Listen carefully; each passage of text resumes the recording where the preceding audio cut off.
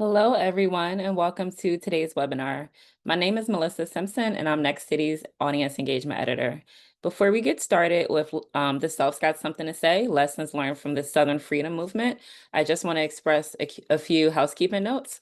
First, a recording of this webinar will be available later this week at nextcity.org/webinar. So if you want to share this with your colleague who might have missed the live event, definitely go there so you can grab the link and share it with them. Additionally, if you have any questions for our speakers, please feel free to throw them in the Q&A function, not so much the chat because the questions will get lost there. And at the end of the webinar, we'll do our best to get to your questions. Again, please feel free to introduce yourself in the chat. And now I'm going to go ahead and hand it over to Curtis Mentor from Third Space Action Lab. Thank you.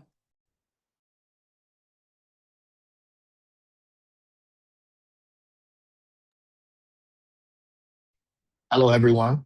My name is Curtis Mentor Jr. I serve as Senior Fellow, Communities of Practice and Convenings for the People's Practice powered by Third Space Action Lab. Really excited about our conversation today. Had the opportunity to work with both of these gentlemen, and I am excited to hear for what they have to offer. But first, I just want to give a brief introduction to what is Third Space Action Lab, the People's Practice, and our rationale for our time together today. And so, very quickly, we are a Black-owned, Black woman-led consulting practice headquartered in Cleveland, Ohio. And Third Space Action Lab was created to disrupt the vicious cycle of disinvestment and displacement that negatively impacts the vitality of low-income communities of color. We've had the privilege to work with many different clients across many different sectors, and excited to be here today. But above all, let's know that we and our desire, our mission is to prototype creative place-based solutions to answer complex socioeconomic problems. And we are institutional and community organizers. With that, we have been on a journey. So with the support of Robert Wood Johnson Foundation, we were contracted to do some research round about shifting the field of community development towards an anti-racist paradigm. Really exciting work with a qualitative bent. And it was largely built upon the voices of practitioners, especially those of color across the country, and an extensive literature review. And we were able to produce 3 reports and now transition into field-bearing efforts. And so we have been fortunate to launch our website where you can access via the QR code listed on the screen. We have a quarterly zine, and our most recent issue is number 9, devoted to the equitable wealth equation. We're always trying to tackle hard truths while giving voice to those actively doing the work, and purposely injecting art to offer some color and a different narrative. But in addition to that, we're doing some regional action planning, and last but certainly not least, webinars like the one today. I would be remiss if I did not acknowledge Next City and their partnership. We are grateful for working with them all the time and understand the necessity for solutions in this field today, and want to highlight that as much as possible. And so I say all of that to say, the South's got something to say. We know that was a pronouncement made by Andre 3000 at the 95 Source Awards, but we believe it's an active pronouncement that deserves attention in this hour, especially in these precarious times. And so we've enlisted the help of Primus Wheeler and also Nathaniel Smith, and I'll allow for them now, this moment, to share a little bit about themselves. And as a reminder, we will be accepting questions in the Q&A function of Zoom. And so I'll pass the baton to Nathaniel first and Primus thereafter. Well, Curtis, thank you for this opportunity. You know, it's always good to work with my Third Space family. I'm really excited about this conversation, and really hope that it'll create a great point of departure for not just Southerners, but the nation to truly understand that the South not only has something to say, but we have a lot to do down here.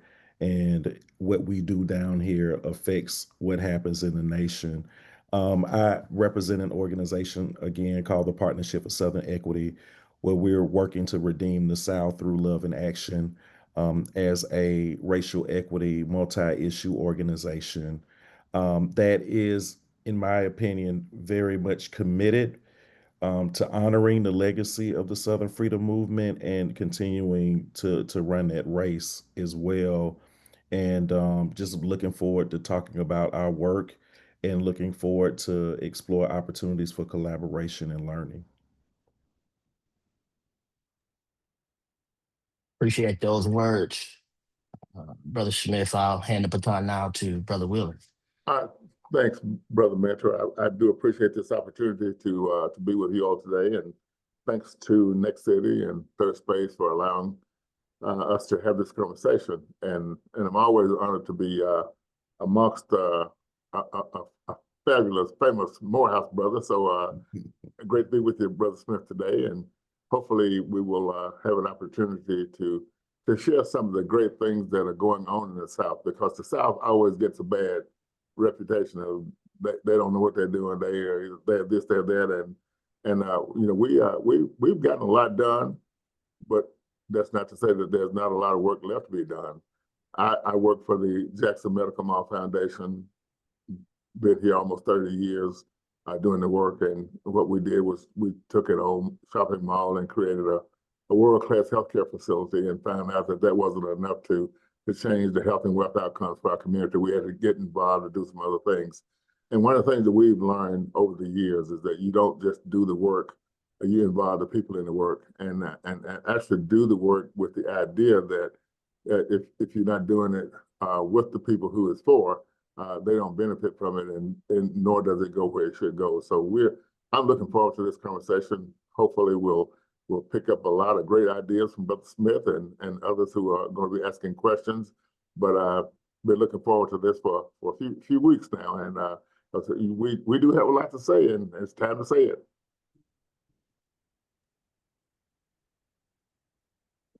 Appreciate those introductions. Nathaniel, don't let him fool you. He's a two-time HBCU graduate, Tougaloo and Jackson State University. So I'll say it if he don't. Yeah, I'll say it if he won't. But yeah, we're going to hop right in.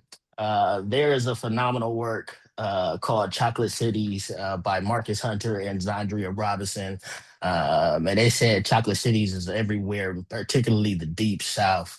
And so I take that in consideration, knowing that y'all was born and raised here. And I think your upbringing tells all, right? I think it's a reflection of your leadership, what you created with the organizations that you have founded, so on and so forth. And so would love for either of you to hop in just to share a few stories about your upbringing and how it impacted the work today. I'll jump in first. I'm probably older than everybody here, and at least 10 plus. But I came to this work early in my life. My parents were living in the Mississippi Delta, and I was born in 1950, and so that tells you how old I am right off the bat.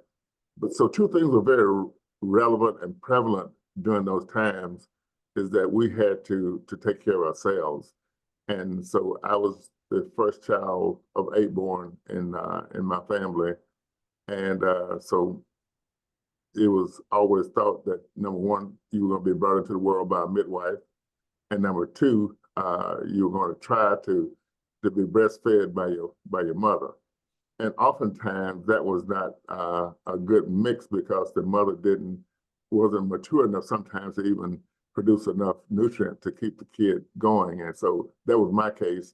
And so I was just struggling with surviving. So my grandmother shows up one day and picks me up and says, you know, something's wrong with this boy. He's just limp as a dish rag. And, you know, you got to be real country to know what that means. But she took me to this doctor, and she went to the front door, couldn't get in. So she went to the back door. She said, maybe he'll let me in the back door. So she banged on his door, beat on his door, and he would not let her in. And finally, she just would not leave. She was so persistent till he finally let her in and said, what's wrong with this boy? And she said, that's why I brought him to you. I don't know it. So he started to do his diagnosis and looking at me and trying to figure out what the problem was, and finally decided that I was just about starved to death and needed some nutrients. And so she said, well, what do I need to do for him?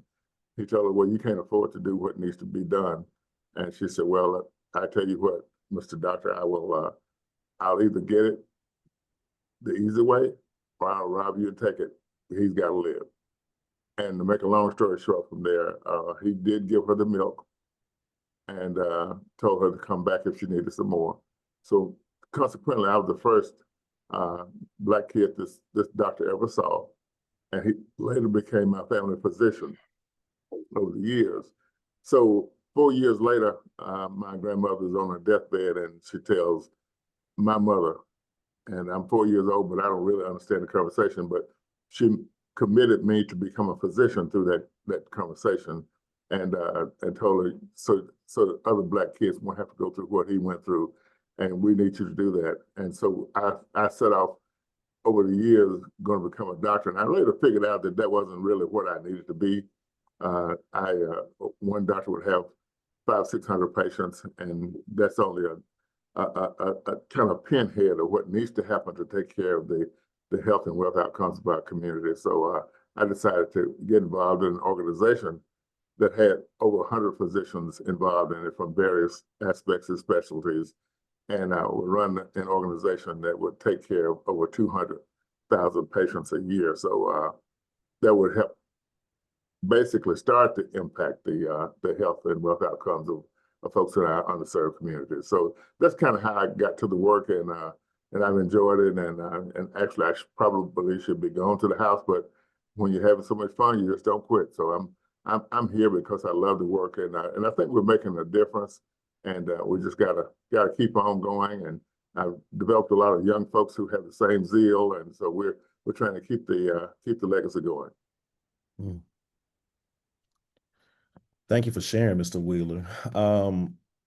So for me, I'm definitely a product of my ancestors, and of folks that have prayed for me, even though I didn't know who they were. Mm.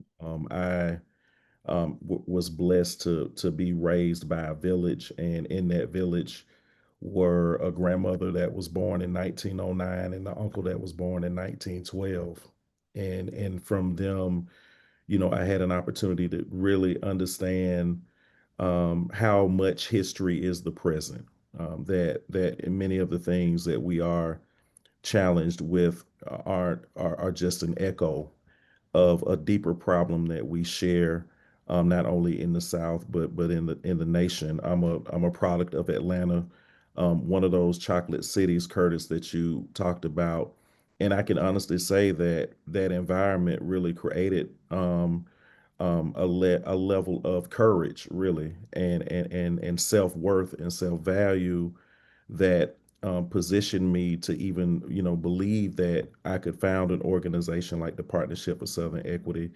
Living in the city of Atlanta, in particular, during the 80s and the 90s was really a golden time in many ways, and that same environment that created outcasts and other people that we look to culturally is the same environment that influenced me, both good and bad. I also say that I was honored to really be raised as a child of Southern Freedom Movement activists.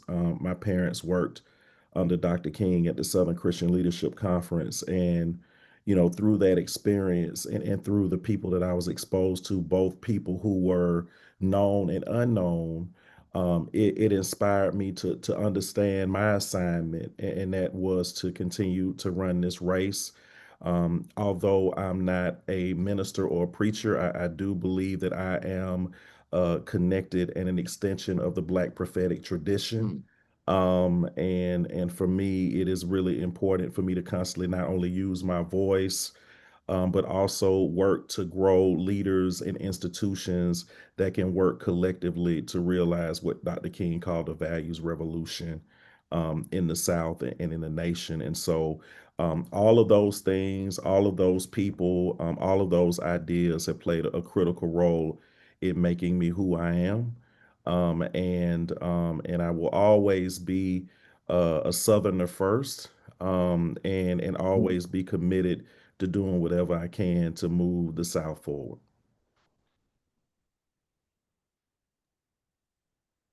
I appreciate the candor. I think often in this work, we can become so mission minded that we dissociate ourselves from the legacies that we belong to. And we believe they're directly correlated, right? This informs all of what you do and who you are. And so I'll segue into our next question, and I'll direct this toward you. Okay, you've already highlighted some organizations, movements associated with the Southern Freedom strategy. And so there is a lot that happened in the past that unfortunately is relevant today. Which is partly the motivation for this convo. And so, if you would just draw a few through lines as it concerns, those seasons past and seasons forward. So, we'd love to hear you. Yeah. Yeah, I mean, I think it's very important for people to understand that, we have kind of sanitized in many ways the work of Black people and allies around what we want in America. Some people call it equity. Some people call it justice. Some people use other terminologies. But at the end of the day, what we have fought for since we've been here is freedom. We want to be free. And when we're free, everybody is free. And I think that that has always been the fundamental foundation, really, for the work of racial justice and equity in the South and beyond.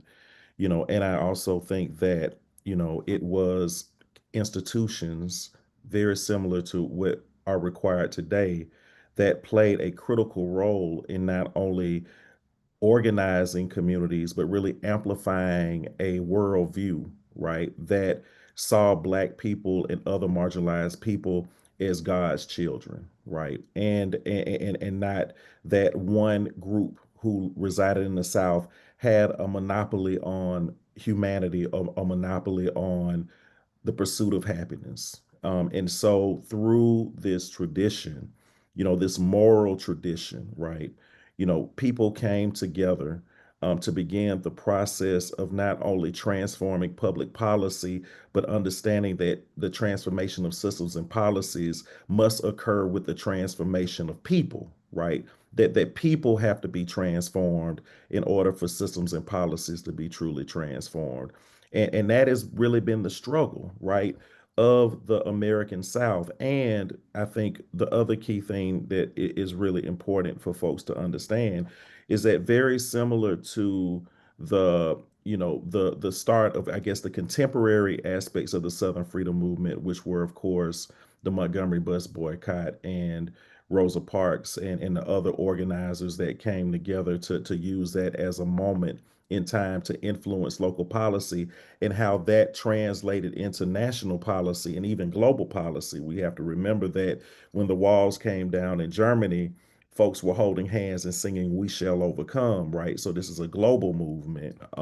We also have to understand that the same way that the positive elements of a values revolution that came about from the Southern Freedom Movement affected the nation positively, we also have to acknowledge the fact that the South, in many ways, has affected the nation negatively, right?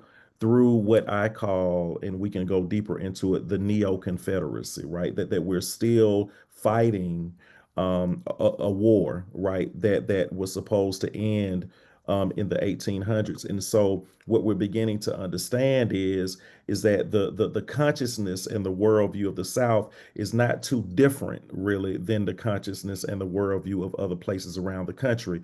For us at the Partnership for Southern Equity, Curtis, and I talk about this a lot.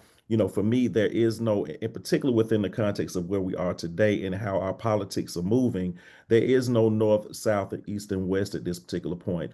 There's only down south and up south.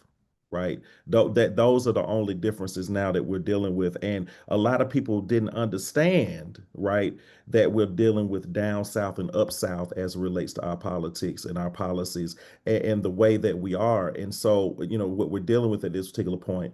And so I'll talk a little bit more about it later, but I think that context, right, is really important, and even more so, right, that in order for us to move forward as a nation, that the South must move forward, and it must be led, right, not by the academics, not by the most, so-called credentialed or intelligent people, so-called, who have book sense, like my uncle and grandmother used to tell me, but it's about, everyday people. And I think that's the greatest lesson that we have to learn, that it must be led by the young people. It must be led by everyday people, who really are closer to the solutions than we are, because they're closest to the problems that we're facing. So just want to leave that there, Curtis, and we'll have an opportunity, of course, to talk a little bit more about it. But hopefully that set a good solid context and foundation for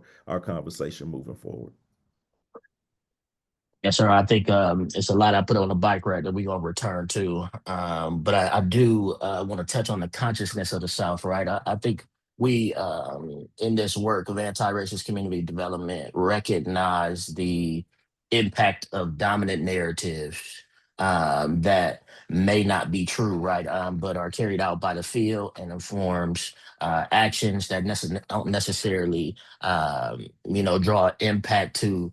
Um, the communities that look like you and I. And I will point that question to Primus. These dominant narratives, I think, that you've experienced in your lifetime, and how they've informed the work that you belong to, have been a part of. I think it's important to lift up in this moment. Having been to the Mississippi Museum of Civil Rights, knowing COFO, visiting Tougaloo campus, you are part of all of these legacies, which are very rich. But people don't often equate those narratives to the Deep South. And so, if you would touch a bit on that, and then we'll get to the thick of it. Yeah, I'll be happy to, Curtis. And I can tell you, most folks past the Mason-Dixon line don't have a lot of great things and ideas about what's great about the South and what's good about the South. And I always told folks, I consequently, back in my corporate America days, I'd be on a plane with somebody from God knows where, and they would ask where I was from, and I said Mississippi, and the next question was why. so they were expecting me not to have shoes on, and they would look down to make sure my feet were covered. And that was in the 70s and 80s, and we're not much far from that right now. So folks actually think that we are so backwards and living in a third world country kind of setting, but we're the first of a lot of things in Mississippi. We probably have more Black elected officials than any other state in the union, and just a lot of positive things. But the South has not done a good job of promoting itself, especially Mississippi. Mississippi is last at everything you could name, but we just don't tell the good stuff, and I think it's a hidden secret. Sometimes I think they're doing it on purpose to keep the folks who are here under control, and then secondly, they're doing it to make sure that the uppity folks from the north don't come down. And, so it's a strange setting. However, having said that, I never leave Mississippi without a round trip ticket. I'm always coming back, but this is my home. I understand it. I understand that where we are, and I find most folks tell you out loud what they're thinking. Some places you don't hear the bad part out loud, but they tell you out loud. You get it. You know where you are, and you know what you're working with. And my dad used to always say, if you know what you're working with, you know how to put the fire out. And so we have a lot of good things going on in Mississippi, but we have not been able to get out of our own way pretty much, and I think that's a lot for the South. And we're known for protest, we're known for praying a lot, and that's good. We're also known for doing things that are politically motivated. But we haven't figured out how to turn those three P's into that last P, which is profit. How do we start to improve economic wealth amongst our folks? And because we always think we got to get permission from somebody to do something. I happen to work for a gentleman, Dr. Aaron Shirley, the guy who founded the medical mall, who did not believe in getting permission. He thought it was going to be a whole lot easier to get forgiveness at the end if you do it. And I give you an example. When we opened the mall, it was a process. Everybody wanted to be the king or queen in charge. And we had three institutions that had never worked together on a project before. University of Mississippi Medical Center, Jackson State University, and Tougaloo College. They came together to do this project. And as they were doing it, they had to figure out, what my role was going to be. But Dr. Shirley was trying to herd all three of those cats and to make sure that we got to the end zone. And what he found was that sometimes they're going to come because they got all those bureaucracies inside their systems. And I have sick folks out here we got to take care of. And so this gentleman opened a clinic for the medical center and ran the clinic probably 6 months before the university even figured out it was open. And the way they figured out it was open, the news media caught it and ran it on a news show. And that's when they figured out it was open. So sometimes we wait for permission to do things in the South because we're meek and humble and mild and not aggressive and seem to always be following. But there's a lot of hidden leadership that happens in the Southern way. And I can tell you that it is we've learned how to get things done, not only amongst us in our community, but to bring other folks into our communities.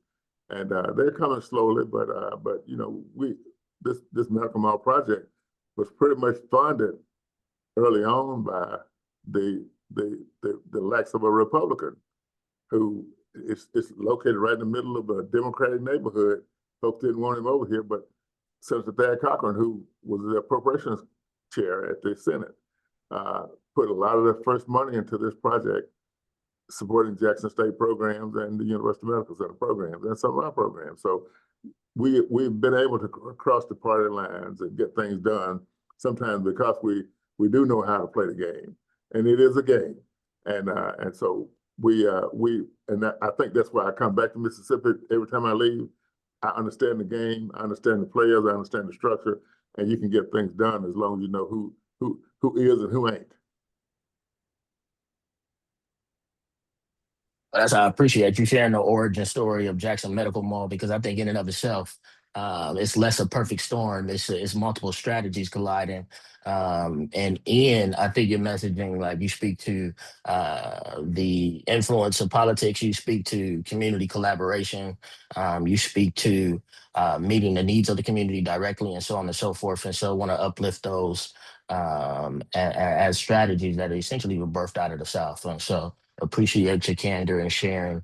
Nathaniel, I do want to go back to the statement that you made earlier about neo-Confederacy. If you would go a little deeper in that and how that is present today.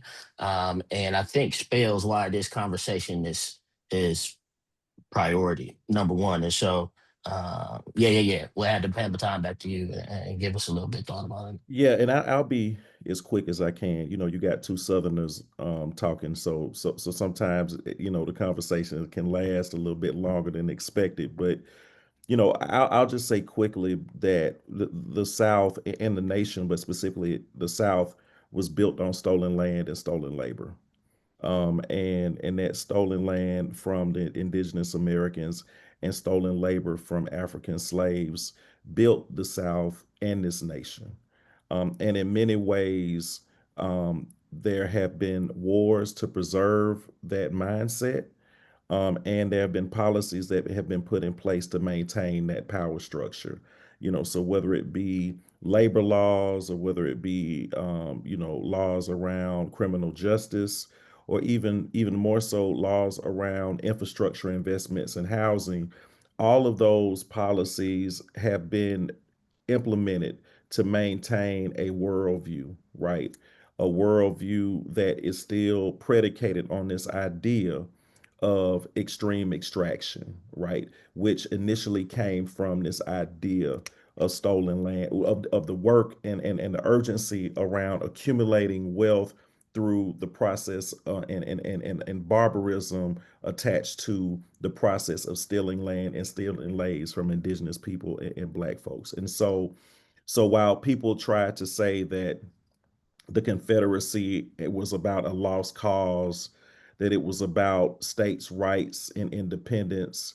It was really about exploitation, right? And so the work has to be about disrupting that and leveraging a new way forward that can bring people together to understand and encourage people to understand that we're all connected, right? As a human family. And I was thinking about what you were saying, Mr. Wheeler, about the true story of the South being told, and we don't do a good job at that. And I believe that, if the true story of the South was told, right, then we would have to begin to talk about the excellence and the resilience of Black people and communities of color and poor people, right? And people who control the power structure in the South don't want that to be told, because it totally pushes back against, right, the way that they see the world, right? And so again, this is not just a fight about policy, it's a fight of ideas, right? And that we have to facilitate not just the no, but the yes, right? And where are the bridges and opportunities where we can accelerate relationships in ways that would create trust and change? And so, of course, at the Partnership for Southern Equity, we do a lot of that work regionally, through our organizing work and through our research and our agency cultivation work and our re-granting. I mean, we do a lot of different things because, unfortunately, and I hope we can get into this too, Curtis, the landscape, right? The ecosystem of the South, the civic scaffolding is thin, and especially when I founded PSC 16 years ago, right? And so there are a lot of different pieces that are required for us to support and lift up in order for us to create a tapestry of resistance, the tapestry of resistance that is required for us to win, right? But I don't want to tear it too far. I want to just say that, whether people understand it or not, we're still fighting the Civil War in the South. We're still fighting the Civil War in the nation. And our current administration, our presidential administration, is a true reflection of the power of the Confederacy. Because that is where Trump pulls his power and influence from that legacy. And so if we are to move forward, we have to start here in the South to not only own our legacy, right, our true legacy, but also our resilience and our innovation and our ability to be innovative and love ourselves and each other in spite of other folks telling us that we were not valuable and that we were only valuable as a result of what they can extract from us or how much cotton we can pick and other things we can do in that way.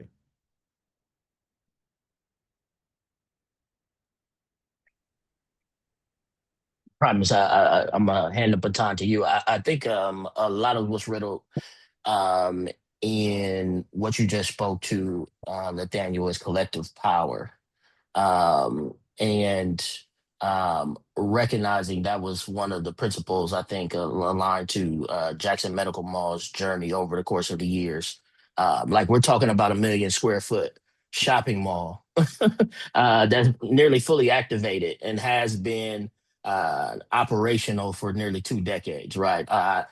We cannot understate what kind of feat that is, and I think it's in large part due to Jackson Medical Mall's relationship with the community. That doesn't work unless there is community collaboration. And I think that the sort of relationship, it's not unique to the South, but I think the South's value system, like its DNA undergirds it, if that makes sense. And so I'm curious if you could speak on that a little bit, Primus, the relationship as we turn to going a little bit more today, like your organization, this relationship to the community, and the lasting legacy it does have. Yeah. Be happy to. One thing that we've been true to since the very beginning is that no matter how much money you had to make this happen, and I can tell folks to convert this old shopping mall into a world-class healthcare facility, went north of $150 million to make that happen. Mm. And I can't tell you how much heartache and lots of stress and strain went into that process. But we never felt alone. And we never decided that we were going to do something for the people without the people. From day one, we started an advisory committee that was there to advise us, guide us. And when we had the hard truth to go back and tell the community about something one of the partners may wanted to implement, can you imagine naming part of the building after Senator Thad Cochran and selling that to the community, and how much energy it would have taken had we not had a community infrastructure in place to go out and sell that idea to the community? And so that advisory committee has been very beneficial to us, even sometimes much more beneficial to me than the governing board, because the governing board sets the parameters, guides the organization, et cetera, but these people have their finger on the pulse. So you gotta pay attention to what they're saying, because they're going to be truthful to you, because they don't want anything out of it. They just want to see the community do well. And I can tell you, we built it from 0 to 100. And today, we did an economic impact study in 2022, right in the middle of the pandemic, and we had an economic impact for the state of Mississippi of $350 million. And that's a little old nonprofit sitting in the middle of the ghetto in Jackson, Mississippi, that had that kind of impact. Created 2,568 new jobs during that same year. And so how do you tell that story and not seem that you are bragging or boasting about it, and have folks start to take things away from you because of these jealousies that exist among nonprofits? And that's my biggest issue in this whole system, is how do we get nonprofits to coalesce together and not silo out there, because we're all doing the same kind of work. If we could figure out how to collaborate and work together better, this would be a huge undertaking in most of our cities. Is that we got all these little nonprofits competing for every little dollar from Kellogg, every little dollar from Robert Johnson. How come we don't figure out how to put one big ask together and go after that? And everybody does what they are great at, and we all come together. So the community idea is great, but we just got a long way to go to get this trust factor amongst ourselves together, so that we start to believe that we can do it together much better than we do it individually. And that's my biggest concern. Oh, my 50 years of experience, that's been probably my biggest challenge, is getting our folks to start to think about how we work together. I appreciate that, Primus. I think in that, a part of the anti-racist community development is explorations of like cross-sector solidarity, collective action across the field. And I feel like, and correct me if I'm wrong, Nathaniel, when you talk about the tapestry, the weaving of the landscape, and what could have become, yeah, if you could expound on that a little bit more, to give you the floor to do so. Yep. You're on mute, Doc. Thank you. I believe that it must be grown. It's not built, right? That tapestry that I'm talking about must be seeded and supported. I think one of the biggest challenges, Mr. Wheeler, is that the South is under-resourced, right?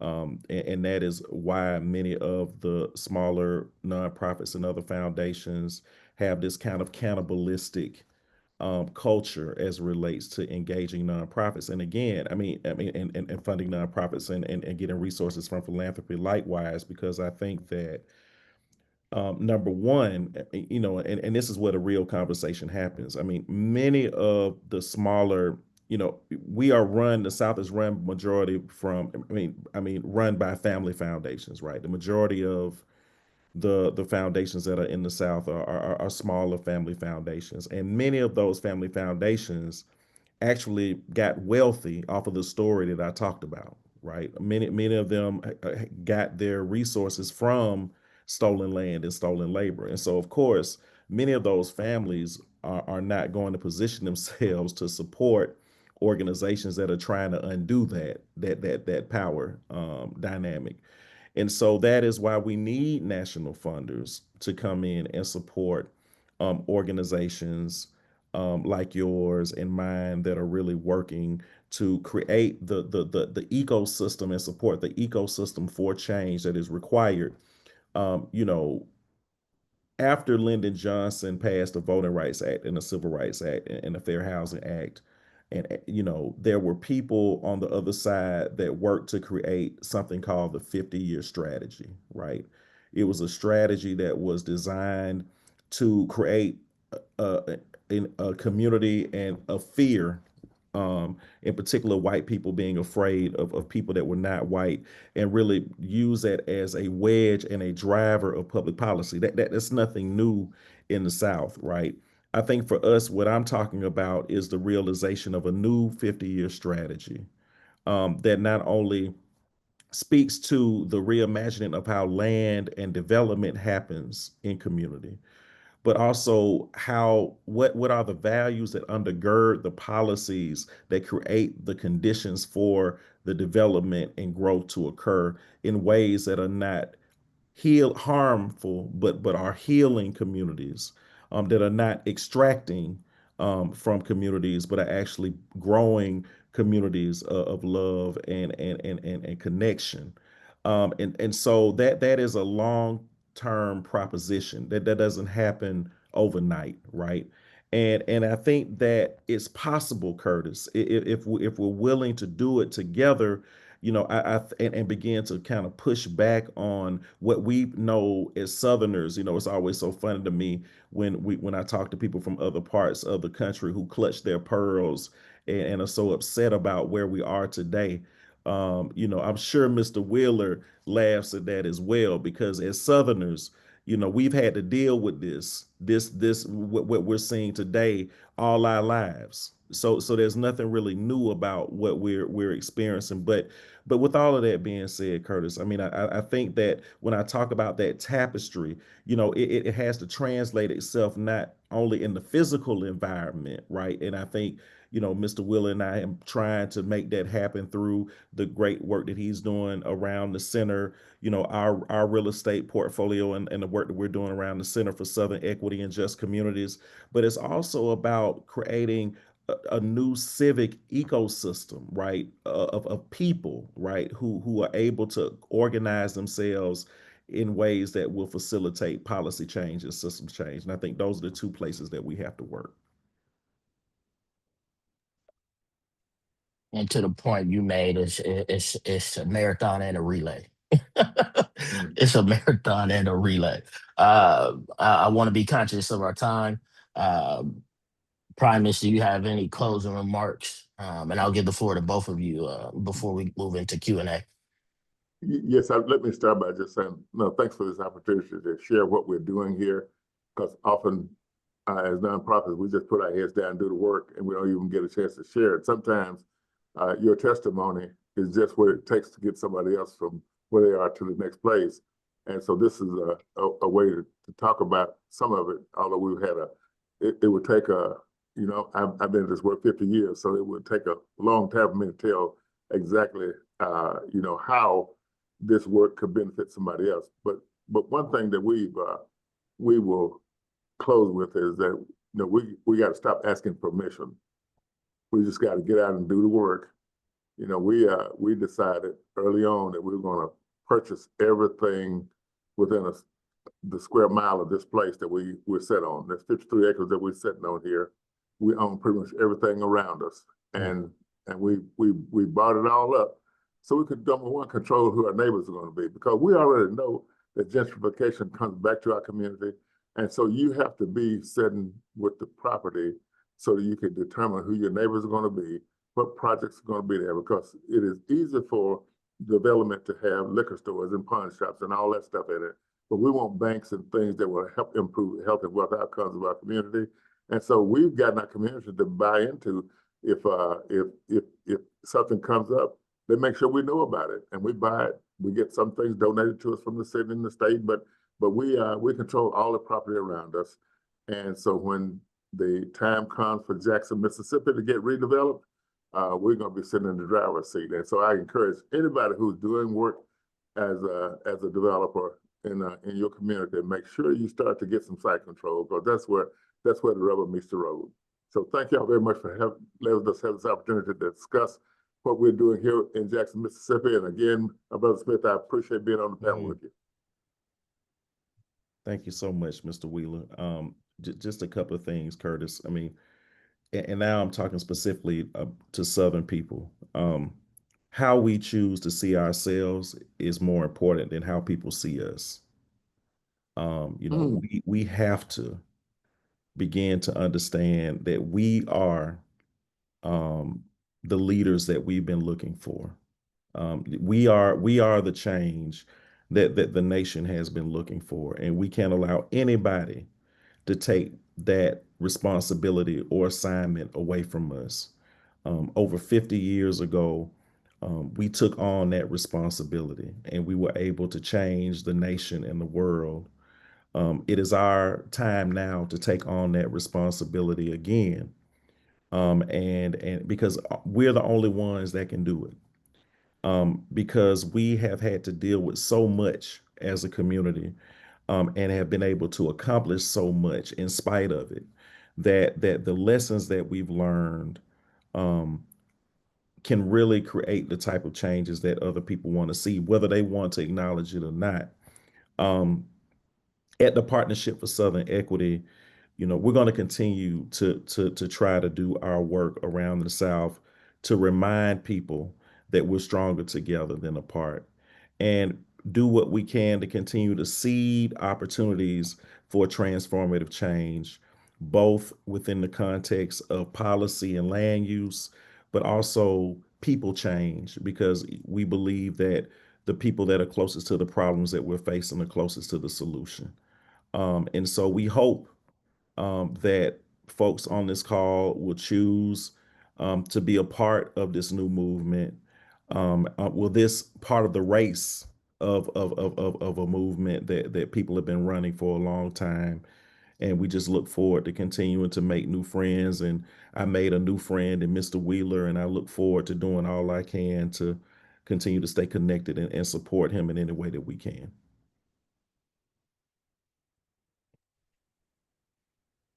Certainly applaud you, gentlemen, for all your hard work, and the legacy that you are establishing. I would be remiss if I didn't say thank you to you both, and excited to see what's to come. I know our journeys are not yet come to an end, but at this point, I do want to take a couple of questions. And one I find particularly interesting, a uh, question around about operationalizing trust building to break down silos and make systematic change possible and effective. Uh, can you share what kind of pitfalls you've seen with similar efforts today to coalesce ecosystems, like based on location or even mission? And I'll allow whoever to jump into that question. I'll just say quickly. I mean, one of the reasons why we created our own style of organizing, which is value-based organizing, is because of that reason.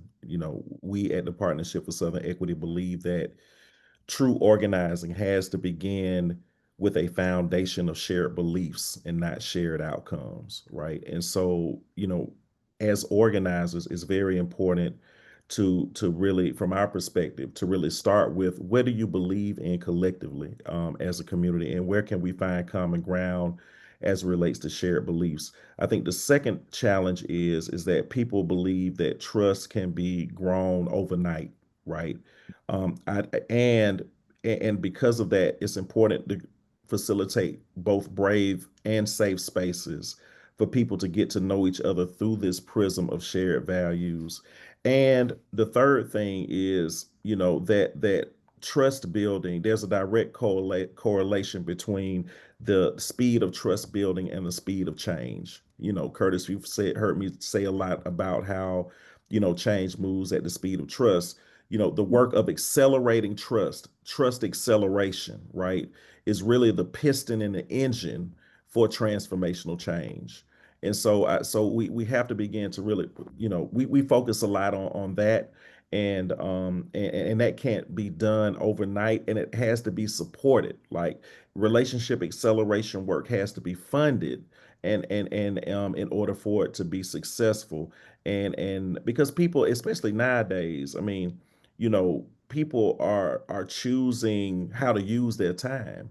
And unfortunately, we're in an environment, and if you notice, a lot of what the other side is trying its best to do is to get us to not trust each other, Hmm. right?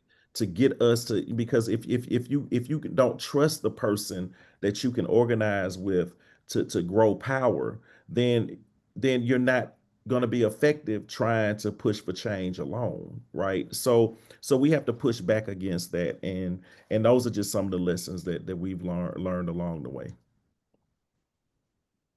And I'll say something real quickly. That was very eloquent, brother Smith. I mean, I should have been recording that, but I'm going to say it the dumb old country boy way. We so far behind, we don't have time to build trust, and that's why we end up in trouble all the time. That's right. We got to be patient. We got to stop and say, we're not just going to go after this grant because this grant's out there, and you're just chasing money at that point. And so we got to figure out if we have something in common, if we're working on the same kinds of things and the same kind of beliefs. But most times we're working on this, we want to believe that we can get this money and we can do so much good. We don't even have a plan most of the time. So we really got to stop and understand that patience and trust are so important. And that, as you said, Brother Smith, there are people out there making sure that we don't trust each other. There are systems out there that making sure that we stay apart, because they understand that there's power in numbers, and we never have the numbers because we find somewhere to be mad at each other about nothing. So we really do have to start thinking about that, and I work hard in my community to try to get folks to start thinking about, how do we work together and not be just mad at somebody because they wear a different color shoes than you do. Your fraternity may be different, and we just find stuff to be different about, and that it's time out for that. It's time out for that. Another question I see here. Begging the question, how have you all integrated the best theories and practices of peace and conflict studies? I think it's a reference back to southern parts of the Southern Freedom Movement, and they're suggested in the ways of like spatial peace, infrastructures and cultures of peace. Question mark. Yeah, I mean, I think for me, I mean, one of the fundamental foundations of our work is the work of Dr. King, specifically around Kingian violence, and his connection to Howard Thurman, and Howard Thurman's connection, of course, to India, and but of course, peace, um, looked at through a lens of resistance, and the realization of a world where all people are considered precious and beautiful. And I'm glad that question was asked, because one of the things that we didn't get to talk about was love, right? And the role of love as a transformational force in advancing the work of liberation and freedom. And while it may be very difficult, it's hard to realize peace when you can't see the humanity in your opposition, right? And it's hard to realize change when you're only focused on changing laws and not changing people.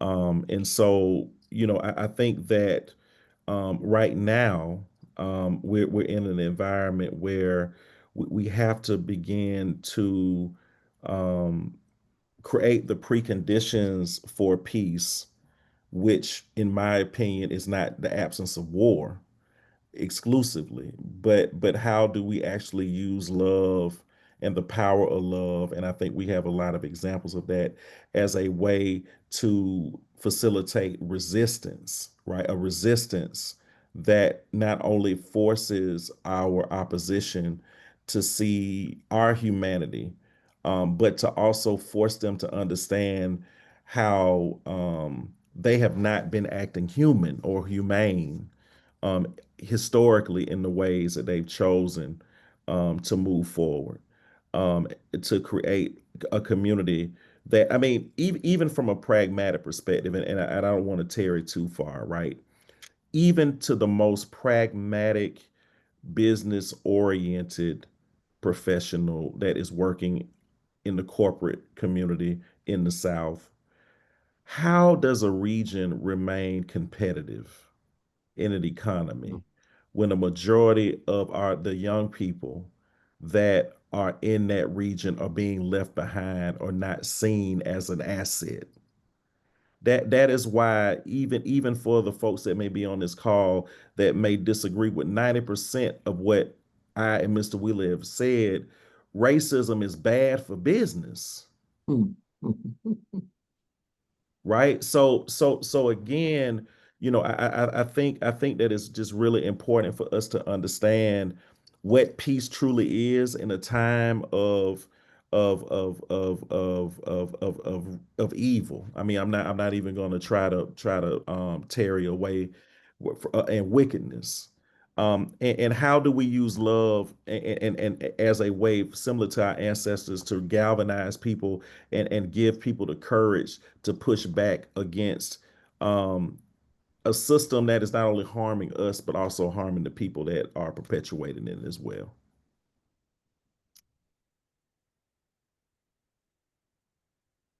Appreciate you sharing that. Do you care to respond, Brother Primus? Yeah, I do, and again, I wish I had the eloquence of Brother Smith, but I'm just going to say the Democratic Board way. We've got to stop getting mad about things that happen to and around us. All this non-DEI stuff that's going on, we're mad as heck about it, but what are we doing about it? We've got to get busy because this is not our first rodeo. We've been involved in this foolishness all of our lives, and we've survived. And the system understands that if you give us an opportunity, we exceed everybody's expectations and do much better than everybody else. We take it away from everybody. And so let's start spending energy on not being mad and fighting about the non-DEI stuff. I said the heck with it. We scrubbed our websites, cleaned them up, said, we don't have time to fight over that. Let's go on. Let's figure out how to make this work for us. And so that's all I want to say. We need to stop getting mad about stuff and start working strategically together to start coming up with solutions, because we are some solution-oriented folks. We've survived the worst of times, and these are some of the worst of times. But history tells us that we know how to thrive and survive. Well, I think that's the perfect moment for a mic drop. uh, just want to thank everyone again for joining us here today. A special shout out to uh, you, Nathaniel Smith, and also Primus Wheeler. We greatly appreciate your participation today. Special shout out to our audience. We are grateful for the practitioners who signed up for our webinar. Hopefully, you have a few gems to take away. And at this time, I'll pass the baton back to Melissa. Thank you so much. Thank you to our audience today who made time to tune in. Thank you to Nathaniel and Primus for this rousing conversation. And as always, Next City definitely appreciates our collaboration with Third Space Action Lab. So yeah, if you wanted to, share this webinar with your colleagues, you'll be able to find a recording of this webinar on our website by the end of the week at nextcity.org/webinars. I'm going to go ahead and keep the chat open for a little bit, drop a few resources and links there if you missed any of the links that were shared earlier. But yeah, thank you all for joining today, and I hope everyone has an amazing afternoon.